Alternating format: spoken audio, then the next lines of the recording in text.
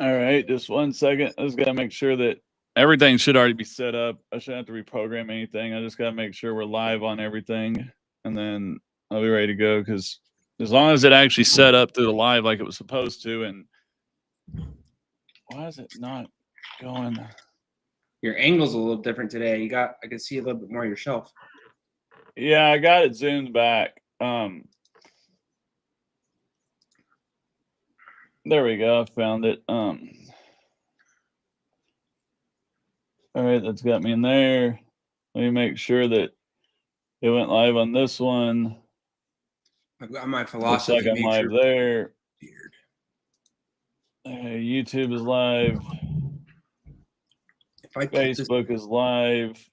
Does this change this for you? If I go like that, does that change it for you too? If I go like this? No, it changed a little bit. Yeah. I kind of like that better. It just goes. It just zooms out. I mean, that's fine if you want. I think it just zooms it out is what it does. Make it. All right, so everything's going. Let me make sure. Last one I gotta make sure. Oh, this is. I do need to fix one. Forgot it never puts the thumbnail on my. It never does the thumbnail on my whatchamacallit, Rumble. Yeah, Rumble's the one I always have to go in and fix.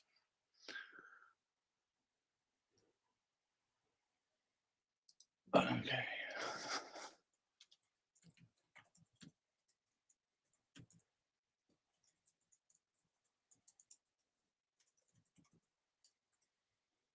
I'll just do that for now. That's enough.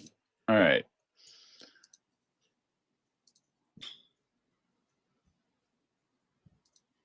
All right. Now I'm ready to go. We're up live on everything so I can see all of it. All right. Okay. So welcome to Patriots Corner with Dr. Hill Law and Joe St. Clair. We hope you're enjoying your week and want to thank you for tuning in. If you're new here, please hit the subscribe or follow button, depending on where you're watching us from. Also, please, that way you don't miss any future episodes, and don't forget to hit the like and share button with your followers so we can have more listeners to engage and debate with. We monitor the comments as much as we can, and we'll answer questions we feel that contribute to the show. Today, we're going to kind of talk about the Charlie Kirk and about the tragedy that ripped our nation. Wounds still fresh and bleeding. Charlie Kirk, a voice for millions, a beacon of truth in a darkening world, was assassinated in broad daylight, we know, in university. And obviously what happened predictably was sickeningly that the very same media establishment that spent years vilifying him began to try to pretend like his killer's record was clear and that he was a bastion for MAGA instead of a leftist trans cult. And then, of course, they wanted to try to make, again, Charlie Kirk look like the bad person. I mean, they want you to believe that it was just one unhinged kid with a rifle, a lone wolf acting, or some inexplicable impulse. Don't fall for it. I mean, the message he posted, the company he kept, and the language he parroted, every single breadcrumb of evidence says otherwise. So tonight, we're going to follow those crumbs. We'll go through all that. And then also talk about the stochastic terrorism of the left. And some people may be asking what is stochastic terrorism. It's pretty much hyperbole or using psychologically in political, if you look at political science, it's pretty much not necessarily saying something you agree or necessarily believe with, but saying something in order to get a reaction out of somebody. But the problem is okay, so if somebody sits there and calls somebody a Nazi or Hitler or Stalin or whatever, eventually, if you start to believe that, you're going to, I mean, who wouldn't want to kill Hitler? Who wouldn't want to take out Stalin? Who wouldn't want to take out Stalin's henchmen or Hitler's henchmen? And that's what's happened, is enough people have actually started believing what the left and the mainstream media are parroting out there about President Trump being a threat to democracy and blah, blah, blah, blah, blah. And that's why we're starting to see this stuff happen. Now, also, I saw this goes out to Jessica Tarlow on the 5 that was talking about, the DOJ pulled down this recent study that showed that the majority of all the terrorists or the attacks are right wing. wing. Well, their problem with that study is pretty much they were saying right wing was the riots in St. Louis, Missouri for what's his name, that pretty much anybody who used an AR-15 and wasn't something else was right wing, even though they were leftist Antifa. So that's why they pulled that study down, because that study was conducted by a leftist nonprofit group who literally construed and brought in the answers to make everything look right wing and make themselves look good. So that's why they pulled that down, not because it's the truth. I mean, look at I keep on hearing all these leftists out here talk about the people that were assassinated up in Minnesota. Well, if you actually look at the guy who killed the state congressional person there, he was a Democrat who worked for Tim Walz.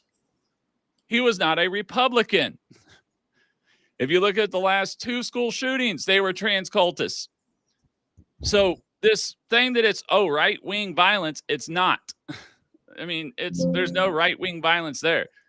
It's something the left has been trying to push. And then this guy, the thing we're gonna talk about Jimmy Kimmel tonight, and this will kind of go to the thing of him is with the Jimmy Kimmel thing. It was already out, clear as day, all the evidence depicting all of the conversations and the text messages between the assassin and his boyfriend / girlfriend, whatever you want to call him. So there was no doubt that he supported LGBTQ and the gay movement. There was no doubt that he supported Antifa, an anti-fascist movement, or whatever I want to call it. The hype, the hilariousness of it is Antifa is literally a fascist organization, because fascism or any of that is meaning that you will only accept one belief, one view. Okay, just because I don't agree, just because I'm like Charlie Kirk and I believe that marriage is between a man and a woman, doesn't mean I'm a bigot, doesn't mean I'm racist, doesn't mean I'm going to go out and attack gays for being married, doesn't mean I'm going to go out there and try to hurt them or push violence on them or stuff. Just I can still be friends with them and still like them and not agree with marriage being between 2 men or 2 women. Same thing as I can agree with Charlie Kirk in the fact that a man can't become a woman and a woman can't become a man, because biologically you can't change. You can change the outside of your body. You can change the hormones, but your pelvic, if you were to be found with your body too decomposed for them to look at your face, they would know you were a woman because of your pelvis. You can't change your genetics. You can't change your biology. So no, a man can't become a woman. But that doesn't make me a racist or a bigot. It just means I'm logical. Doesn't mean I'm going to go out there and be hateful and say hateful things and attack them or something like that. That's the problem with the left today is if you don't believe in their views, then you're a racist or a bigot or whatever. And that's not the way it goes. You can disagree on something, not believe the same as somebody, and still be friends. You can still get along. Doesn't mean you have to attack them. And Charlie Kirk, he was welcomed gays into the Republican Party and even into his movement. Doesn't mean he agreed with their lifestyle, but doesn't mean he was a cruel person to him either, because God says, let him judge and only him. Let it not be you who judge. I mean, let the one without sin cast the first stone. And that's the way Charlie Kirk was. Is just because he didn't necessarily believe with you doesn't mean he couldn't be your friend, doesn't mean he couldn't get along with you. But that's what the left wants to think. And if you actually, I wish I had a lot of videos of Charlie Kirk, because there was this one I was seeing on TikTok earlier where it shows they were saying that Charlie Kirk was a racist, but yet Charlie Kirk was literally saying that race is a construct of the mind. It's a construct that we make. We're all the same. We all bleed red. We're all the same. Genetically, we're not different. Other than there's nothing genetically different about us. Our pigment, the color pigmentation in our skin is the only different aspect between us. Other than that, we all bleed red. He was pretty much saying that race shouldn't exist. We're all God's creatures, but yet the left wants to use race. They're the racists because they're the ones that want to talk about race. Yeah, and the whole premise of race comes from, a thought movement to justify enslaving people during the slave trade. So it is a construct, and many of the people who advocated for it, they founded movements like eugenics, right?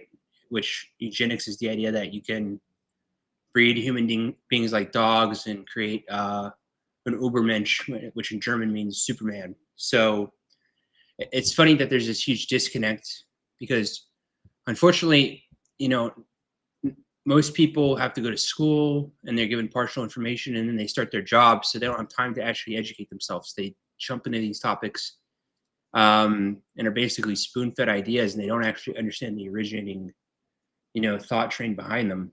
And you can see that with Planned Parenthood as well, which, what was her name? Mary Singer, who was actually a member of the KKK. Her husband was a Grand Dragon, and she literally created Planned Parenthood to euthanize the black population through literally abortion. That was her idea. The way to get rid of the black population was to abort all their babies. That was her whole idea. And that's why if you show me where you can find a Planned Parenthood in a white neighborhood or a predominantly white neighborhood, you can't. They're all in minority neighborhoods. Yeah, it's sad. Very, very sad. And that's what Charlie Kirk was about. So he wasn't racist. He wasn't being racist. He wasn't being against blacks. He wasn't being against any of that. He was actually trying to bring light to the fact that it's the left that's who has literally turned, like people say, they took them from the plantation in the fields to the plantation of the party. I mean, literally, wasn't it Biden that says if you don't vote Democrat, you're not black or something? Or no, it was Obama that said if you don't vote Democrat, you're not black. I mean, what has to do with your color on what party you vote for? I mean, if Democrats are so good for the black population, explain to me why the majority of all black populated areas are all in Democratic run cities and have the highest crime or in the highest poverty rates. Explain that. How are Democrats' rules and regulations benefiting the black people so well when actually it was under President Trump during his first term that black unemployment was at its lowest, that blacks, their pay increasing or getting a leg up in life was at the highest it had ever been. Not under Obama, not under Biden, but under Trump. And I think it's not just being black, because obviously there's people who immigrate to this country who are black, who are from places like Haiti and, modern day African states. And there's a complete division between the scholastic and employment outcomes for these people, because like if you look at a city like Compton, right, Democrat controlled or Chicago, you see that over the last really 60 years there's been a huge degradation of their culture, the nuclear family, as well as huge exposures to things like drug addiction, underemployment, low education. Military, not the military, the prison industrial complex. But then you look in South Florida, you see a community of Haitians, which they've immigrated here and they're not integrated into, the quote unquote big tent Democrat party umbrella black culture that the United States has produced. And you see many of those individuals coming from these different cultures that are black, but yet are successful, very successful. They have better outcomes than middle class white people. And that's why I laugh at white privilege. Okay, now there are some people who are white that are privileged, but they were literally born into families of money. Their families have been rich since going back to the beginning back to 1660 when William Penn and all them came over here, when the original families came over here. They were literally born into it, or their families got a leg up and got lucky and became rich back then. But you actually look at it, the highest areas of welfare are white. So there is no white privilege. I wasn't privileged. My mom was a single mother, 2 kids, no college education, no dad in the house, living in the white ghetto, a trailer park. No nothing. So that's why I beat every statistic to even get to where I'm at. But I didn't have any white privilege given to me. And that's another thing, is that drives more race and more division there, is by telling this whole generation of white guys that you're inherently racist because you're white and because you have white privilege, when I don't have any privilege given to me. And go look at the fact that you look at the majority of all the new business owners, they're from the Middle East. They're from India. They're from Asia. They're from from Africa. They're not from America.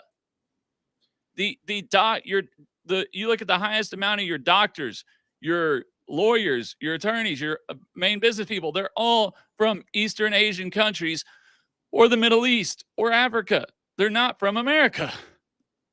I think because too, they're still in a developing nation where learning multiple languages and getting that education and that work ethic to drive and work and not spend and not have participate in that consumer economy and to save and to get up in life and work in life and have that nuclear family and have that family support and stuff. That's still ingrained in them because they come from developing countries versus in a developed nation like Europe or America, where we're already developed nations. And so I think it's some people, like when they were talking about the economy, they mentioned the GDP, and it's like, we're a developed nation. Our GDP is never going to be as high as India's.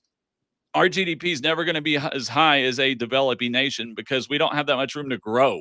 The growth rate, the GDP. We don't have that much area left to go. And I don't know if you saw that, what I put on there today. What I was saying is, when I was talking about, about what F.A. Hayek talking about. They want to talk about socialism, and F.A. Hayek says that a socialist society would, in this respect, have to imitate a free society. It would be necessary in a planned economy unless it could simply imitate the example of other more advanced societies to designate individuals whose duty it would be to try out the latest advances long before they were made available to the rest. There is no way of making generally accessible, new, and still expensive ways of living except by their being initially practiced by some. The situation would then differ from that in a free society merely in the fact that the inequalities would be the result of designing, and that the selection of particular individuals or groups would be done by authority rather than by the impersonal process of the market and the accidents of birth and opportunity. Yeah, F.A. Hayek is great. This reminds me of the clip to tie it back into Charlie Kirk. He was debating an economy major, right? A person majoring in economy, and he asked the person who was Friedman, and the guy didn't know. And he asked him who was F.A. Hayek, and the guy didn't know. And then he also did that with like an English major, and he asked him, "What's your favorite Jane Austen book?" And the guy couldn't name a single one. All he knew was Harry Potter.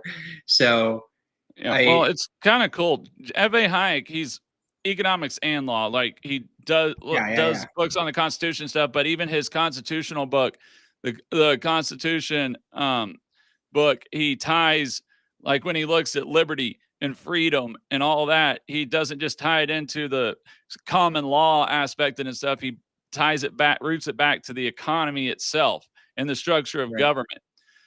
And yeah, that's why I prefer him over a lot of people in the United States cite Locke for arguing like in favor of free trade or the free market, but I think F.A. Hayek is way more realistic. And it goes back to show you that in the past, scholars, academics, they weren't quote unquote just political theorists or political scientists. They weren't just economists. They were, Renaissance men, and they knew that all these topics were connected. And somebody like I think that again lends to the manipulation that takes place where we call higher education. It's really proxy for indoctrination because they want you to get stuck down this thought train and fractal and not actually see the big picture, right? You're looking at a tree instead of the forest. And sorry, I was thinking about something I wanted to say real quick. Is there was a country music star that they were trying to get her to take down her American flag on her social media site, take down whatever. And she said that the first class that she ever got an F in, she got it in college. And that was because she wouldn't write papers against Trump, because she would only write it to the indoctrinated way that they wanted it, because she wouldn't write it. The professors believe they gave her an F on it. And I saw that in law school. I knew I had to censor myself in law school to a certain extent. And there's a lot of different, I know you study law and policy, so you probably understand that there's. Well, that's why I chose liberty. Yeah. So, there's originalism, but actually the theory that most law schools and lawyers practice is like this living constitutional. living constitutional, and it's based in this entire theory of the sociologic perspective of law, which is What? essentially saying that use law to shape society Yeah. and not and vice versa. Oh, law has to reflect the current society, even though like our constitution is founded upon strict ideas like life, liberty, pursuit of happiness, pursuit of property, and founded in Yep. the ideas that our rights are derived from a higher power. Yeah. And no, now I agree. Now there's one part of living constitution. I believe our constitution is living constitution in one way. If you don't think that the constitutional amendments that currently stand are up to date with current social or economic standards, then you can propose an amendment. Yeah. But you cannot sit there and rule from the bench and interpret a constitution in a way that is not perceived under the original aspect of how they would have understood it whenever they wrote it. That is why they left the ability to either one, Article 5, call for a constitutional convention, or two, that a amendment can be proposed to both houses of Congress, and as long as 2/3 votes are attained when both of those houses and then at least 3/4 of the states ratify, then that constitutional amendment can be added. Yeah. But you can't go there and sit there because you don't feel that that constitutional amendment was written to today's current society and then just change it by a judicial rule or whatever, or by a administrative change or something. You have to do it through a constitutional amendment. That's simple as that. So outside of that, their aspect of living constitution, no, we don't have one. And that's what I always say with the argument of a living constitutionalist is, no, it's originalism. If you want to talk about living constitution, we do have one in the fact that you can add amendments, but you can't just go in there and say, oh, I want to do whatever.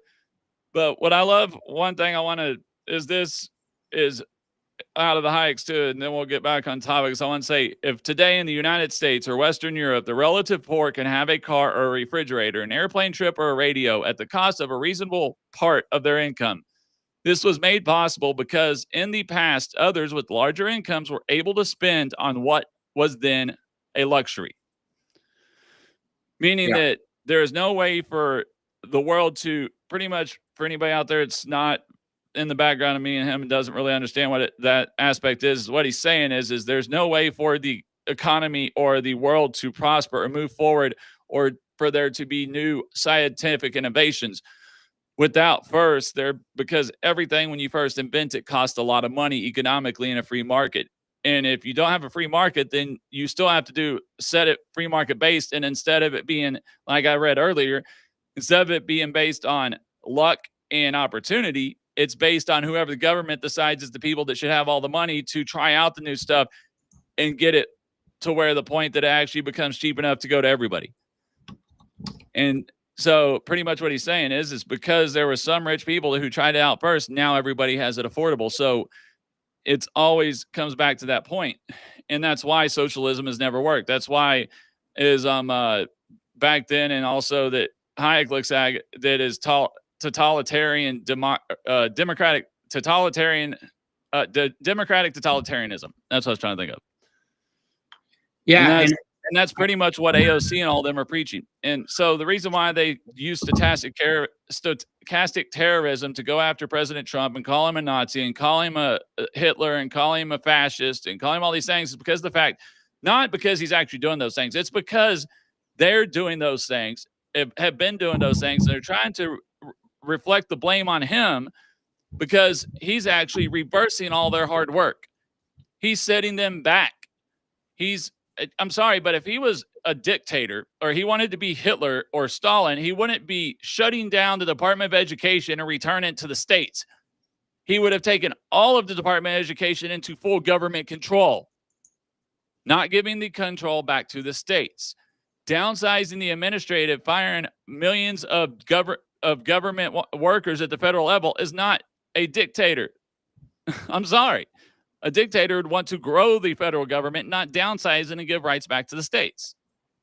To add to your point, I've seen a lot of people. I think it's like 60% of Democrats are now in favor of socialism, and one of the countries they like to tout frequently is China, right?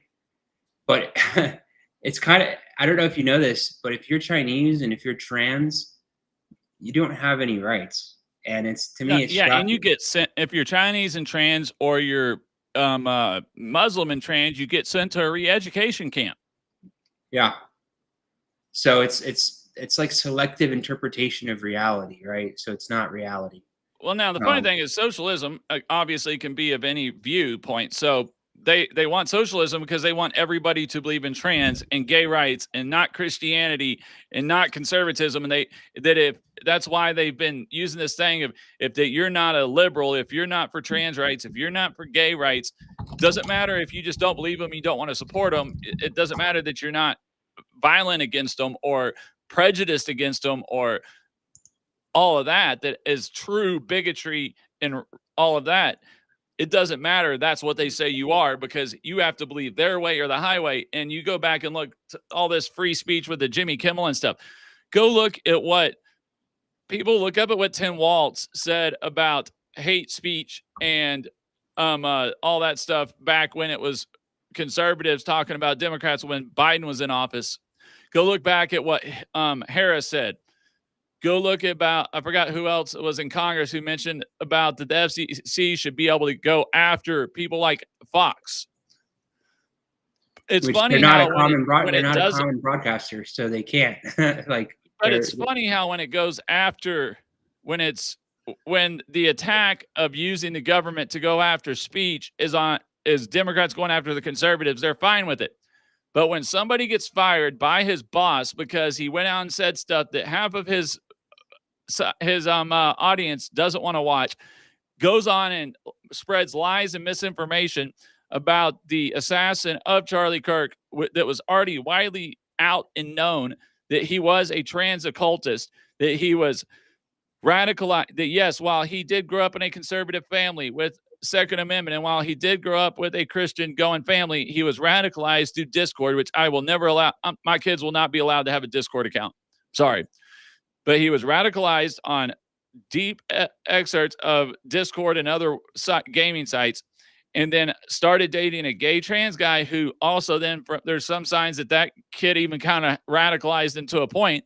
And he literally went out and did this because he felt like he needed to impress his boyfriend or girlfriend or whatever, and I want to go back to this, is people forget is up until 2013, transgenderism, which was considered a gender disorder, not gender dysphoria, was considered a mental disorder. It wasn't until the gay rights activists and everything won gay marriage that they decided to get bored and said, oh, we're going to go make everybody be forced now to be trans. And now, while I understand, while the gay community and the bi community is a whole lot larger population wise, it's probably about 25, 30% of the population. The trans community is less than 5%. So all of this normalizing gay marriages or gay couples through being in TV ads or TV specials or movies or stuff, I understand. But trying to throw all these trans people in the same thing when they're less than 5% of the population, when you don't even have enough trans men, boys going to girls at a high school to make their own team. And it's like literally one or two trans kids that you keep on hearing about that are going into girls' locker rooms that boys converting to women.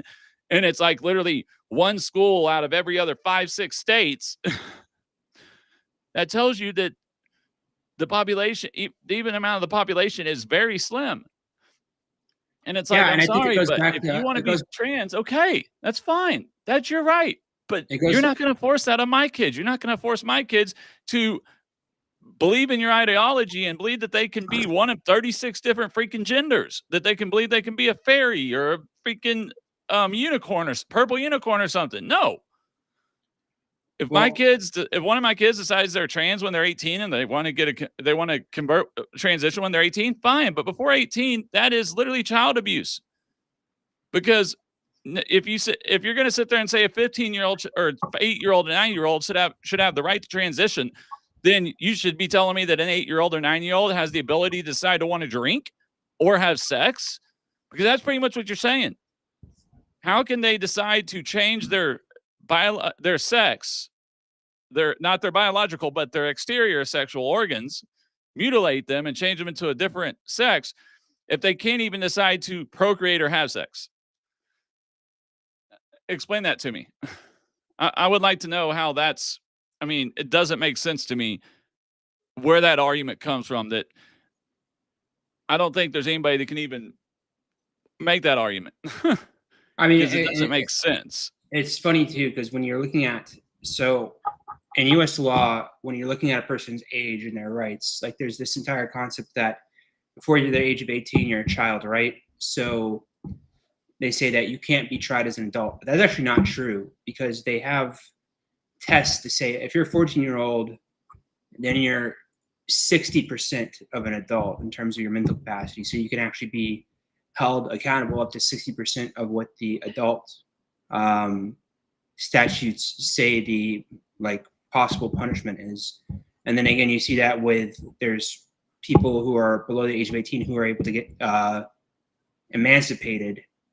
But then at the same time, I noticed that a lot of people argue that when it comes to consent, to engage sexually, that if you're 21, 22, 23, you can't even date somebody who's 30 because there's this power indifference and your brain is not completely developed until you're 25, prefrontal cortex. So, yeah.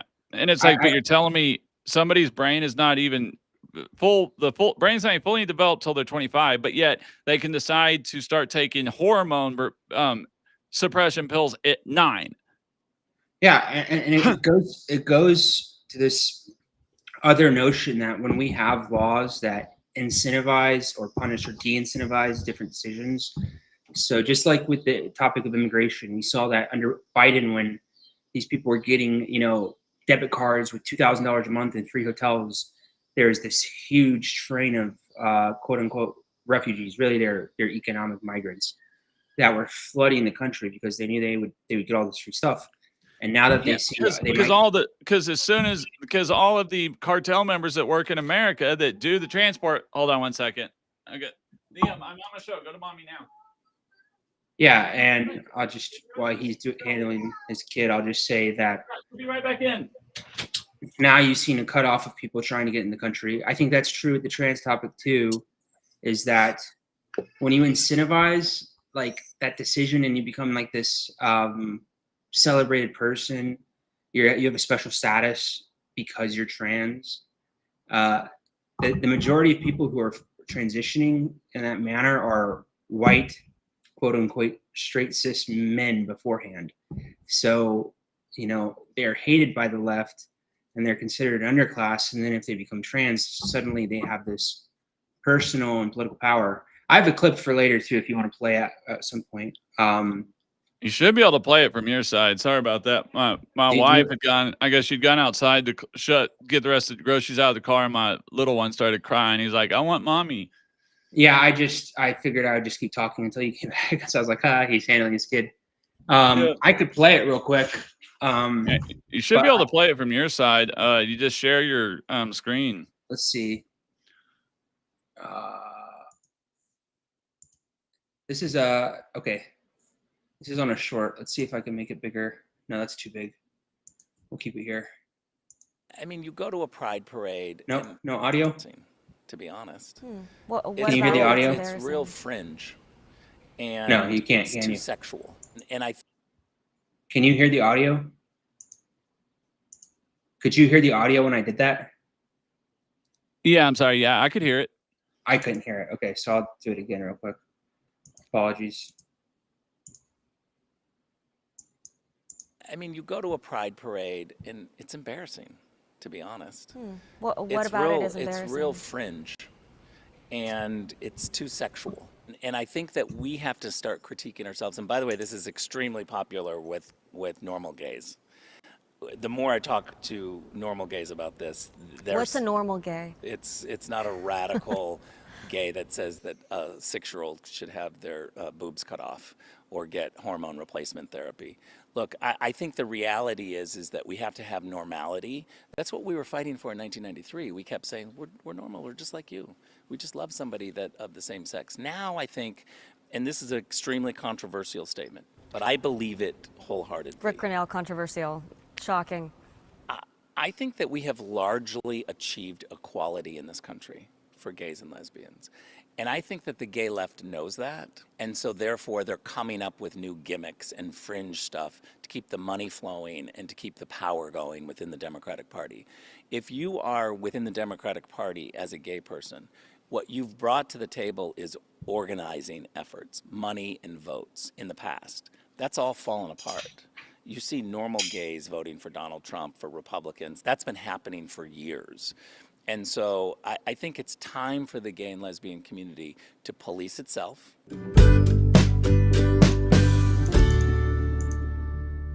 So Yeah, no, I like that one. And I was I going to like get to I this one. just like the way he phrases it, because that Yeah. encapsulates my entire viewpoint on. Yeah, and that was kind of what I was talking about earlier, even though it kind of totally got off.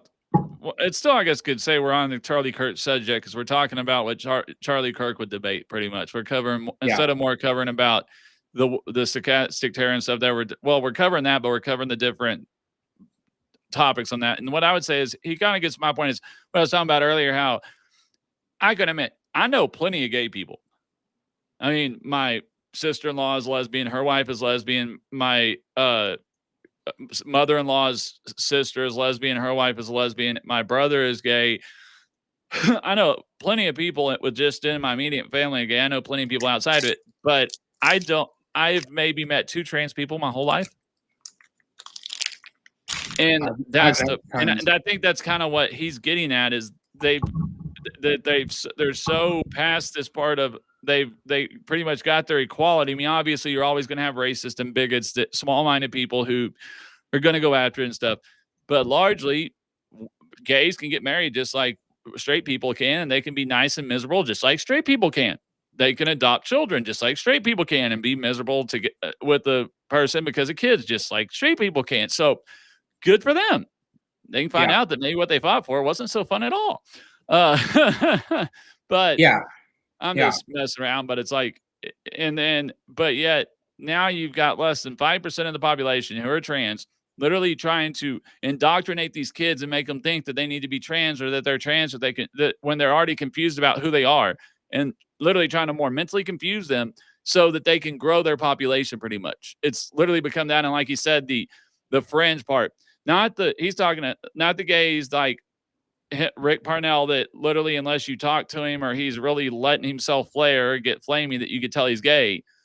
He doesn't walk around and wear bright pink clothes and super tight pants and high heels and sexualize himself and everything.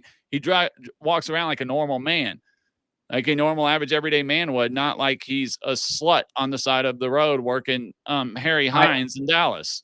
I mean, you could dress however you want to dress. I personally don't care, as long as it's in. I mean, I'm not saying go to, an official event, dress like that, but I think people should be able to wear what they want. Oh no, but I'm just saying is usually the people he's talking about, the more fringe ones, that's the one. That's how they're the ones that you're gonna see wearing a tail on their side with the butt hanging out or something. You're not gonna usually see a more, what he said, normal gays that have regular jobs and are doing stuff that literally their whole job isn't.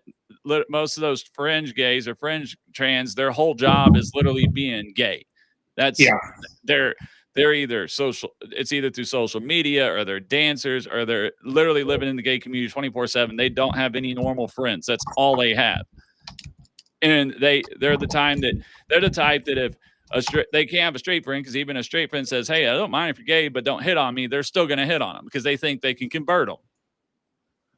And that's the type of gay people I can't stand. If I tell you, hey, look, I'll be your friend, but don't hit on me, I'm straight, and you start hitting on me, I'm just like, no, there's none of this shit. You think you're going to turn me. Yeah. And I have another clip that we could play maybe at the end with Jeffree Star, which I didn't even really know who this guy was, but he's not trans, but he's the most famous crossdresser there is. And he actually came out in support of Charlie Kirk right after he was assassinated. And it just goes to show you that, again, there's not this monolithic one way of thinking that just because you're XYZ identity, you have to agree with Democrats. And it's the fact that Charlie Kirk, he didn't believe in transgenders. He didn't believe that you should do it, but he also believed in the fact that Uh-oh. That doesn't mean he's not going to sit there and say what he if you ask him what he thinks is the right thing, that doesn't mean or anything. That doesn't mean that he's not going to tell you, but he's not going to force it on you or force you on something. He's not going to attack you for it. He's not going to call you names. He's not going to make fun of you. He's not going to attack you physically or something for it. He's just going to say what he believes. But he's going to say, hey, you have your right to believe what you want. Only God can judge you in the end. But obviously, I believe if you want to live in the way of God, you need to be with a woman. You can only marry a woman if you're a man. And it's a problem with some of these people that have gotten such this thing that, there's only one right way or there's no way. And that's not the truth. You can have people believe separate beliefs and not be a bigot or a racist or be a homophobe. Yeah. You cannot agree with gay marriage and not be homophobic and still be friends with gay people and still accept them into the Republican Party and still accept them as friends, still go out to dinner with them. Doesn't mean you have to agree with their lifestyle choices. I mean, that's like telling somebody, that's like me saying, you're a tattooophobe, but if you don't like tattoos, I'm a tattoo person. If you don't like tattoos, you're a tattooophobe. I mean, it's ridiculous. But that's how small-minded these people. It's funny. Hike even talks about this that technically, as we learn more, we should actually be able to admit that we know less than we could ever think. But a certain group of people will actually start thinking that they know more. That as the knowledge grows, that people actually start thinking they know everything, and that there's only one view. Their viewpoints will narrow instead of growing. Yeah. When in reality, as our knowledge grows and our knowledge in science grows, it should be able to tell us, well, we really don't know anything at all. Yeah, we know basic fundamental patterns and laws, but it's impossible to know everything. We do have about 18 minutes left. I don't know. Do you want to transition back to the issue of free speech, the balancing of free speech versus material support for terrorism? And then I kind of wanted to get into, I don't know if you're familiar with what common carriers are. Do you know what those are? Not 100%. I'd probably, as soon as you tell me, I'd probably understand. But yeah, so we'll get into, everybody says this Jimmy Fallon thing started because literally the boss of Disney fired him, for people who are listening don't know. And then because the FCC chairman made a snide-ass remark on CNN or MSNBC or one of the networks this weekend, all of a sudden they said, oh, see, he did this because of Trump, or he pressured this because of Trump. And that wasn't what he was saying. He was literally just saying, hey, if they want to fire him, yeah, I agree with it. It shouldn't be able to, that's fine. He was just giving them, just playing with them. And then the thing is, okay, you can say whatever you want, but if you work for a company, if you work for a media outlet, and you literally sit there and say what you know is an absolute lie or misinformation, they have the right to fire you. If you go on their channel and you go and literally make rude remarks or mock somebody who was just assassinated, and they know that a good amount of their viewership is not going to agree with that or like it, they have a right to fire you. It is not your First Amendment right. It's called it is called at-will employment. Now, and this is where it gets tricky, and this is where it gets thing, is everybody goes, oh, hate speech isn't illegal, but it can be, because it could be defamation. And so then you get at the line of, is it defamation? Is it not? Because maybe you're not criminally liable, but you could still be civilly liable for going out and calling somebody a name or insulting them. Now, when it comes to public officials, it's a little harder. There's a little more name calling, insults you can do. But if it's a private business person or whatever, then that's a little more direct. But also the specifically with ABC, NBC, they're a special entity because they have a license through the FCC, right? So it's just like under the like common law, if you look at like a boat captain or a pilot, they actually have affirmative duties and obligations they have to carry out. So it's, the captain goes down on the ship, right? They have a greater duty of care than a person who's just a passenger on the boat. And this also applies to people who have these broadcasting licenses, right? So they can't be a proxy for defamation. They can't be a proxy for indoctrination or misinformation. So they have a higher standard. And then there's this whole entire thing of balancing free speech, right? Because, you know, if you're on Comedy Central, you do have free speech. But again, it's like you said, he's receiving millions of dollars. So he's acting as an agent of the company. He's acting as a representative. So unless he, like we're Well, saying, and they're a public company monitored by the FEC, have licenses, Yeah. so it's a lot more strict. Where you and me, we can say whatever the hell we want because we're private. Yeah. We're not being paid. We're not licensed. We're not running on an air station where we're having to follow the FCC laws or anything like So that. We can pretty much there's say also- we can say there's little green men living in our room if we want. I mean, it doesn't matter. There's also what we call in law, there's what we call common carriers. And this is a class of entity that essentially they might be privately owned, but because they are so integrated into society and society can function without their existence, they have a higher duty of care as well. So that's something like the train system. That's something like mail delivery. So USPS, which is a government entity. That's public transportation. And that's also utility companies, including phone companies. They're called common carriers. So these common carriers have, again, higher duty to care to make sure that people utilizing their services aren't injured, malaligned, or negatively affected in any other way. So this applies, again, to these companies like that are operating with FCC licenses. But then if you look at like the precedent that's been set with social media, right? They've already deemed and they've ruled several times that a social media company is not responsible for all of the speech that takes place on the social media company. So they don't actually have a duty to censor. They actually don't have the legal authority really to censor. And I think that in the future, I hope this will be the case. I think that social media companies should be given a class as common carriers under, you know, under a novel legal principle, because they are the public square. So yeah, it's just laws. We all know that laws take time to catch up with technology. Yeah, and which is why AI makes people feared so much, because with AI you really can't afford for the laws and protections to be behind the technology, because the technology could literally grow itself. I mean, but that's a different subject. No, I agree though. That's the point. And I agree. And that's the funny thing is with the freedom of speech, people understand is it's not as black and white as and also the question is when does hate speech turn into fighting words? When does hate speech turn into terroristic threats, which the Supreme Court has been clear as day are not constitutionally protected?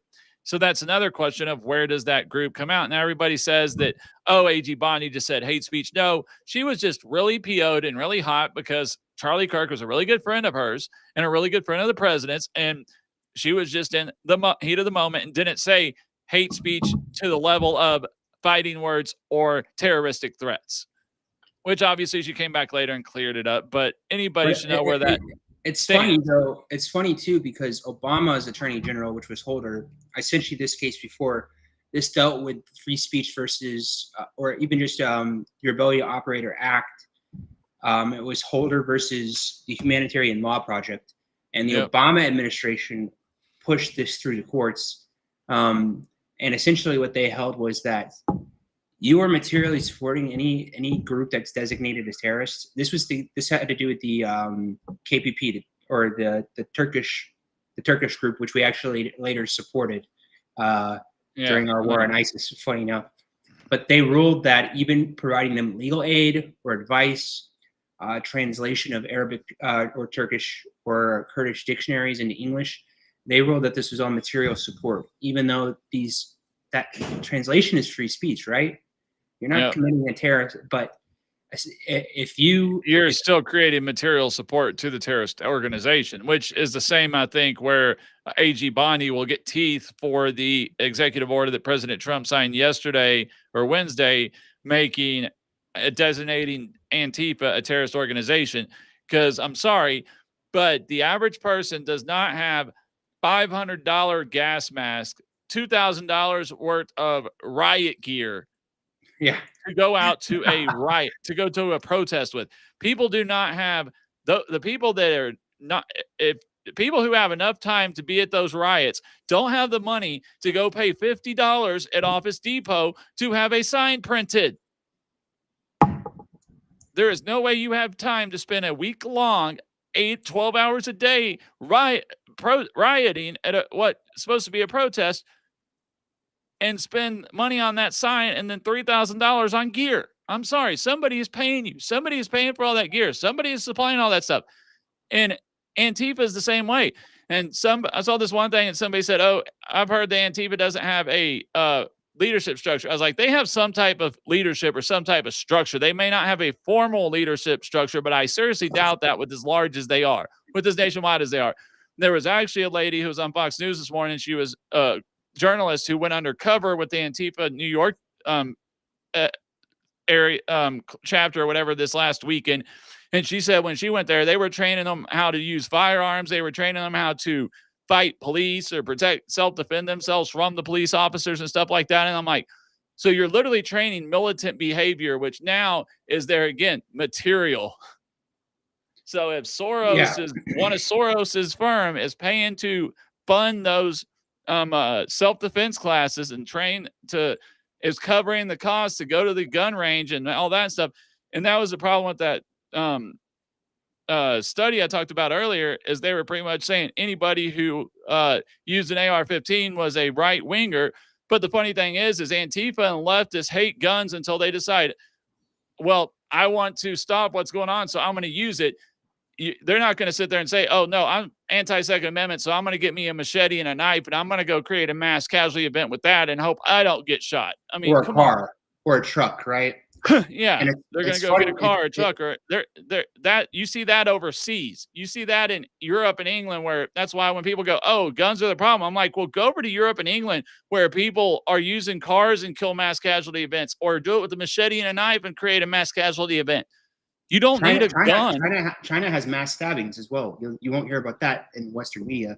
Well, you have mass stabbings in Europe, but in the police there, and only in the regular police there also don't have guns. That's why they're able to have mass stabbings, because the regular police, if they can't get close enough with a taser, then they can't do anything. There's and also they have to wait for their special division or their kind of what's equals are a SWAT team that's allowed to carry to come out and do it. And now the funny thing is everybody talks, "Oh, I want to move to England, or I want to move to European countries because of free speech." Well, over 1,000 people in like the last month or two have been arrested in England for posting shit online. There's also, so when it comes to these organizations, whether or not they're structurally formal or informal, decentralized webs, if you're aiding and abetting somebody who's committed a crime, in any manner, material or immaterial, you could be, held responsible and liable criminally as a co-conspirator, and you'll be equally punished for every act they carry out.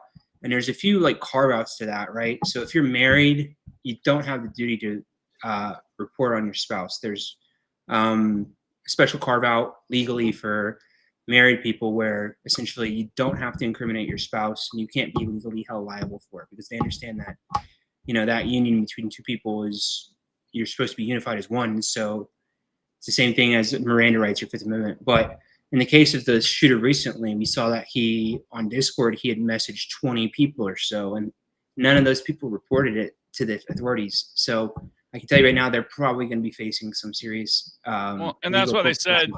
They said today that they're still investigating all that stuff, investigating the timeline, looking at the week or the weeks prior up to it, because they're trying to see if there was any people that really, like, if they can figure out who really kind of told him to do it, that pushed him to go after Charlie Kirk, that made him believe that you can't argue with that much hate when Charlie never preached hate. I'm sorry, but somebody that they say like Charlie Kirk that supposedly preaches so much hate and that is not open to debate, then why did he invite anybody up that wanted to talk? Explain to me why it wasn't just all Republicans coming up to ask him questions that were easy questions. Why was he bringing trans people up there? Why was he bringing up socialists? Why was he bringing up Marxists and people who espouse Lenin and all of that? Because he wasn't a racist. He wasn't a bigot. The left is just mad because he was able to literally change minds and change thought because he argued with biblical and historical knowledge. He may not have finished his college degree, but the guy was still read up on Aristotle and Alex de Tocqueville and Hayek and I can keep going down the list of people that he was read up on, and he understood the Roman Empire and Aristotle and all of that. He understood the differences of the history of that and the histories of socialism and Nazism and despotism and all of the different all the different types of stuff out there as far as governments go and as far as government roles go and all that. And he was read up on that. He was read up on the Bible. I mean, most of the stuff he says, I know in my head, but to have that right on the top of my mouth just to sit there and speak something, man, I don't know how he did that part.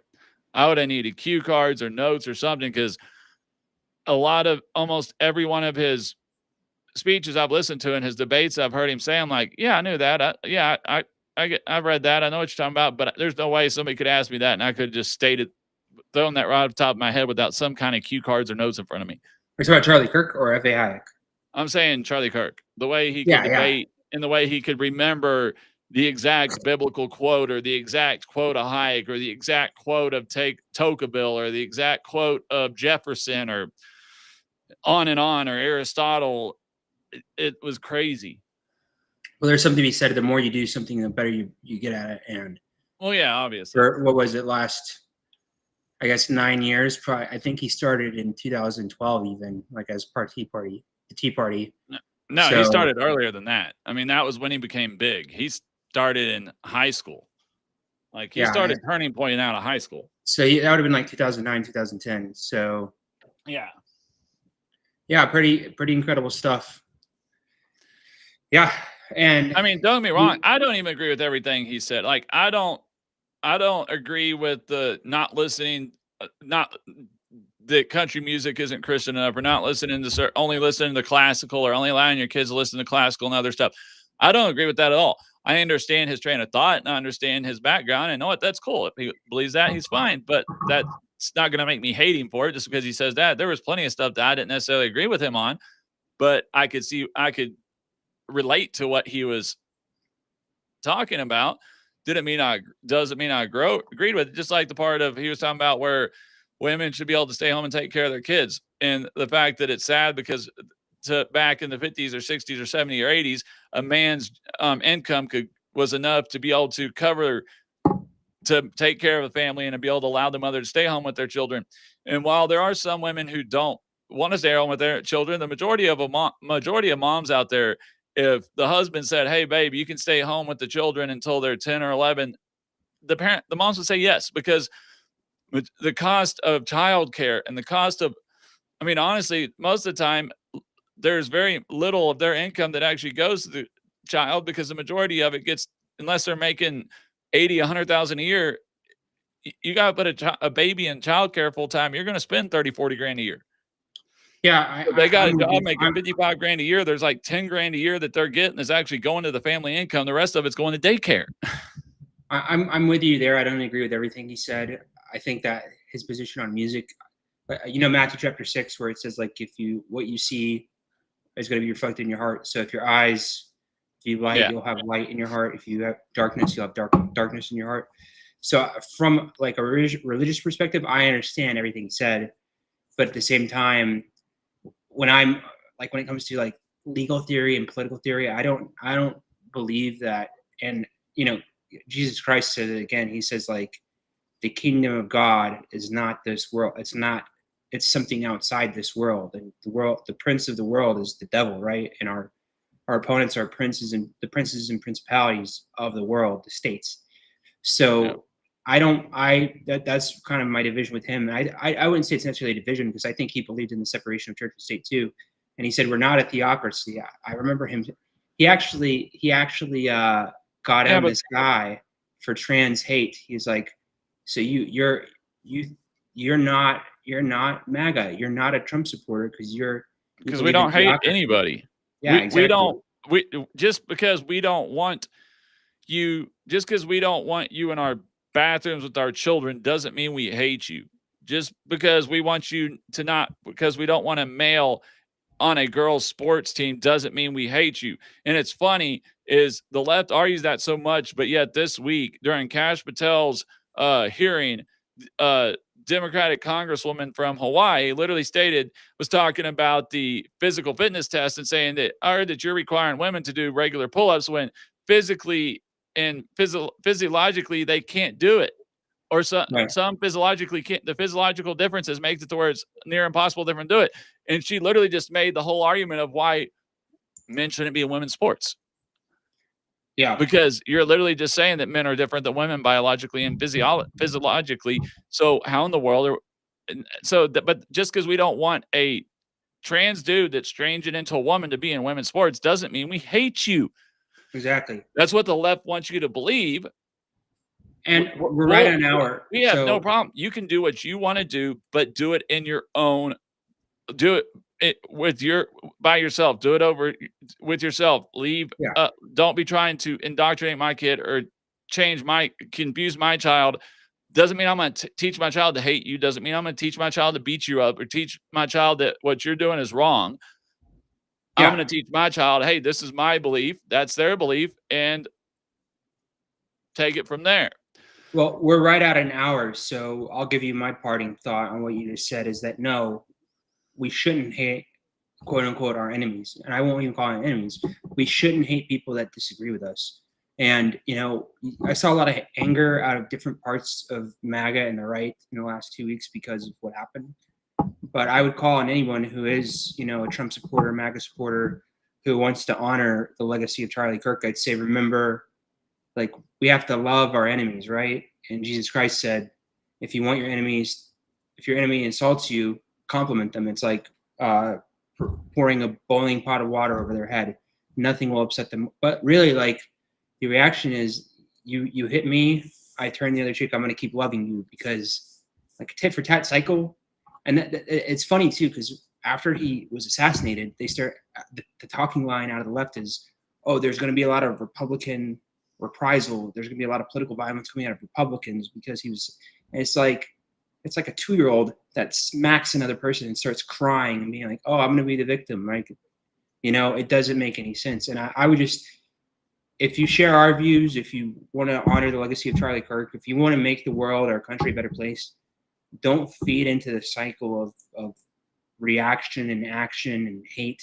Like, these people you can't break them out by attacking them. You also don't have to entertain the craziness that they're doing. You just got to say, look. Yeah, now, I will say this. When it comes to MAGA on the right, yes, we have maybe verbally said stuff, but if you actually, and another thing I was talking about is, okay, when somebody on the left is assassinated or killed, the left burns down cities. They riot. They loot.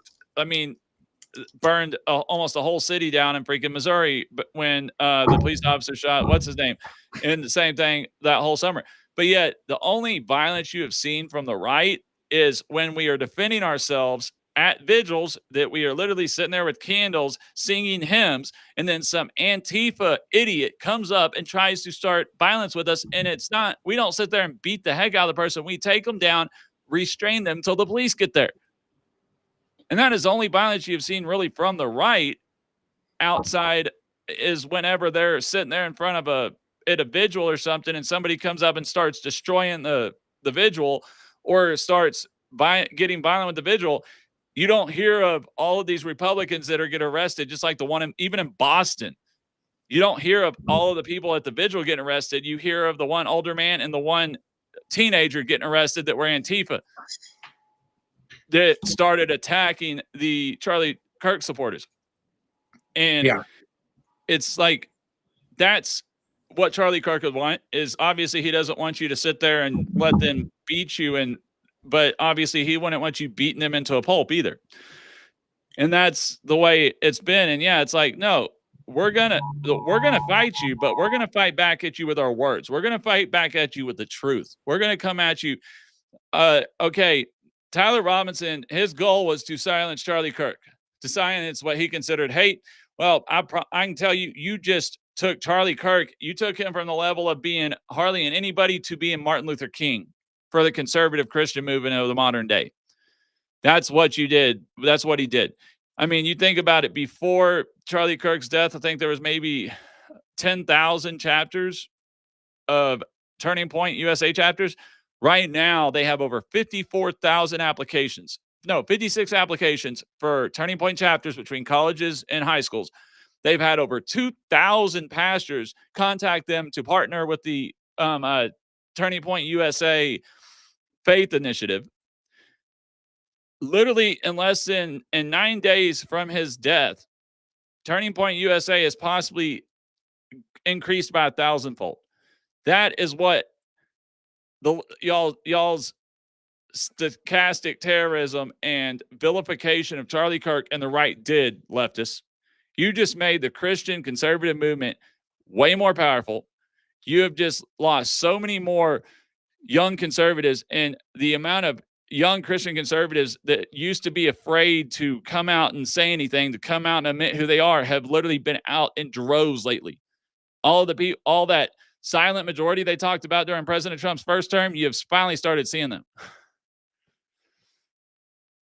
Yeah, I mean, it's amazing the amount of people to see that big. Did you see the vigil in Boston? How big that was? I mean, did you see the vigils this weekend in Europe for Charlie? I mean, it was crazy the amount of people that were in it. So, yeah, I want to do this last one. I don't know if you got, but pretty much, yeah. So, closing out, Charlie Kirk's assassination wasn't random. It wasn't the act of an isolated, deranged individual. It was the logical, horrifying endpoint of a movement that systematically dehumanizes dissent and labels opponents as existential threats. Call it stochastic terrorism, call it fanaticism, but let's be honest and call it what it is: a cult willing to kill for the crime of disagreement.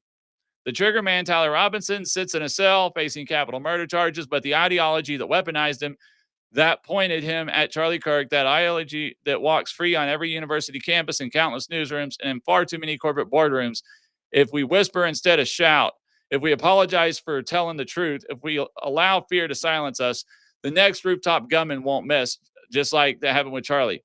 So we've got to honor him by also, like I said, speaking loud, coming out, not letting this scare you, not crawling to your hole and being terrified. We already know that obviously they are announcing that they're keeping up with the college tour and all that.